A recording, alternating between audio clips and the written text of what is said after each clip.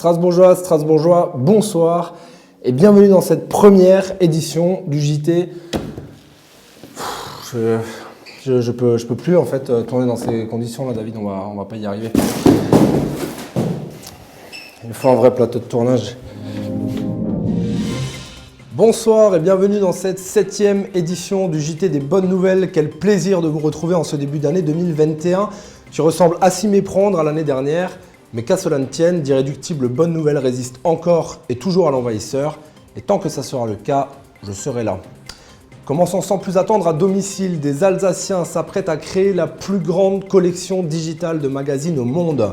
C'est la société Numérise, située à Heurt, qui a été chargée de numériser plus de 160 000 magazines datés de 1800 à nos jours.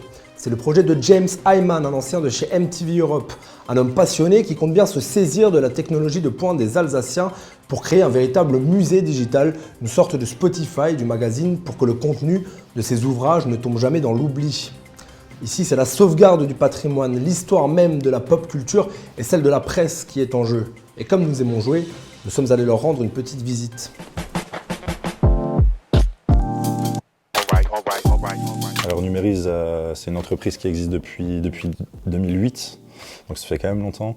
Et on est spécialiste de la numérisation de documents papier, donc de tout type de documents.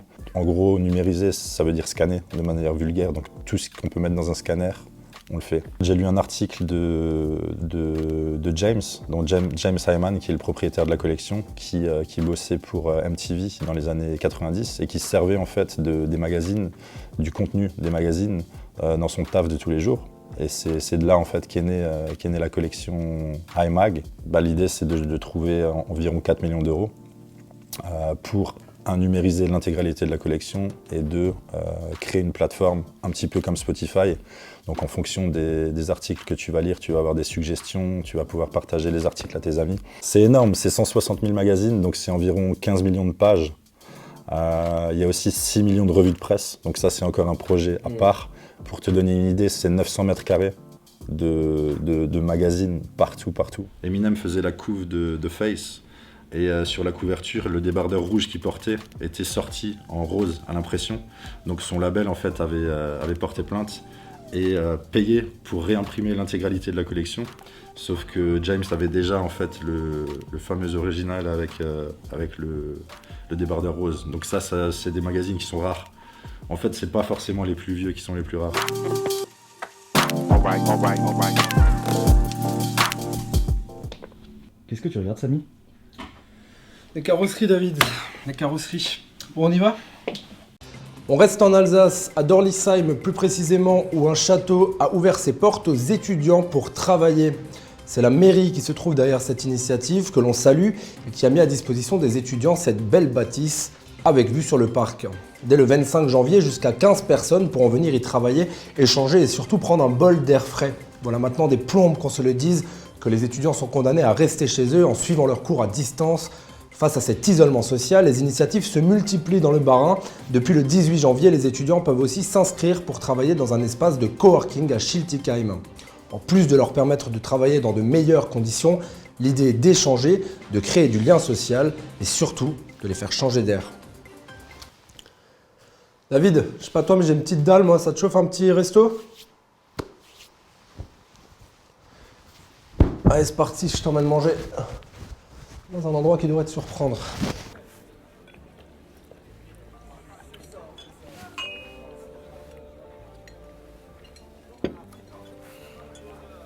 À Strasbourg, comme partout ailleurs, on attend impatiemment de pouvoir retrouver nos bars et nos restaurants. Oui, car ça nous manque d'être collés serrés au comptoir pour commander une pinte de picon, de nous empiffrer de frites et de balancer des photos claquées de knacks sur nos stories Instagram. Ça nous manque de dire « Hé Rob, tu nous mets la petite sœur ?» De rire, de parler fort et de dissimuler l'odeur de nos pets sous celle de la flamme cuche. Mais un jour viendra, mes amis. Et la bonne nouvelle, c'est que des restaurateurs strasbourgeois vous réservent de belles surprises et de belles nouveautés pour la réouverture. D'ici là, ne vous fiez pas aux apparences. On est tous dans le même bateau.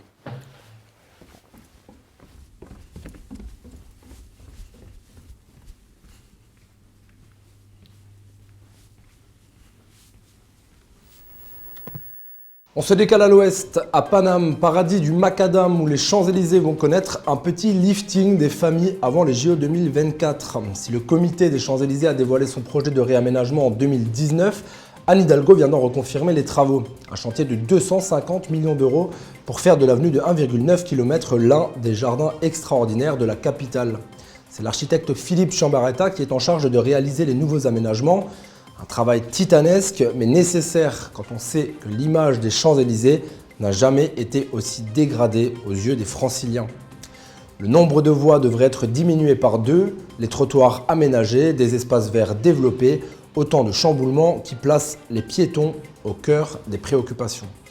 À propos de jardin, connaissez-vous vraiment celui des deux rives? D'ailleurs, connaissez-vous vraiment Strasbourg? Nous allons découvrir ça tout de suite avec le premier épisode de notre nouvelle série. Tu te coucheras moins con.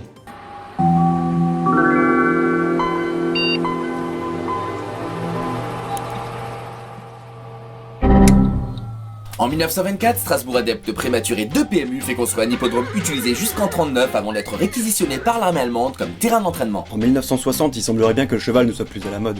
L'hippodrome est alors transformé en parc public au nom insolite de Je suis le... Parc Durand. Yes. Au sein de ce parc, un motel et une piscine en plein air pas comme les autres. Cette dernière véritable joyau aquatique rhénan porta le nom pour le coup plutôt original de Je suis là. La piscine Funbrech sur un Zinzel. Et non, c'était la piscine du Rhin. Dans ce parc, mon bon Wallace, un bar discothèque restaurant dans un avion malheureusement détruit par un incendie. En 86, la piscine du Rhin évolue tel un Pokémon du BTP et devient le centre aquatique Océade. Cette dernière prit feu en 2000, le comble pour une piscine. En 95, un mec plutôt visionnaire, Michel Tréguer, peintre strasbourgeois, se dit « Yo, en fait Tommy, on voit les Allemands en face, mais ça serait donc génial de faire un parc transfrontalier !» Aïe, oh, mythe de jardin 150 hectares avec une passerelle européenne. La star du jardin, une passerelle plutôt canon qui ponctue de manière magistrale ce jardin transfrontalier. Véritable trait d'union moderne de ces deux nations. Putain, c'est beau. C'est sur celle-ci que se sont donné rendez-vous Angela et Nicolas lors du sommet de l'OTAN en 2009. De très nombreux événements culturels et festifs se déroulaient régulièrement au Jardin des Deux Rives, avec notamment les festivals Longevity, Pelpas ou encore Symphonie des Arts.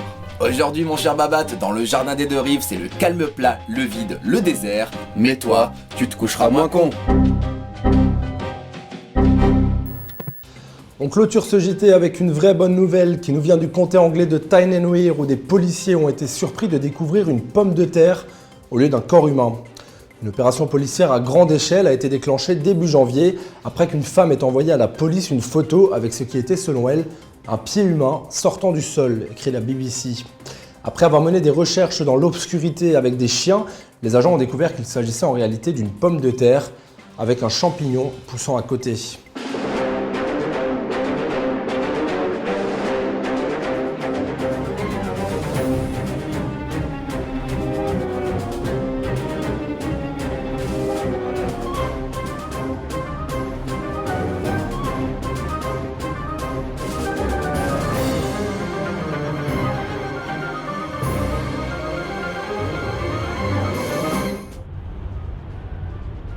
Alerte les gars, c'était une pomme de terre, je répète, c'était une pomme de terre.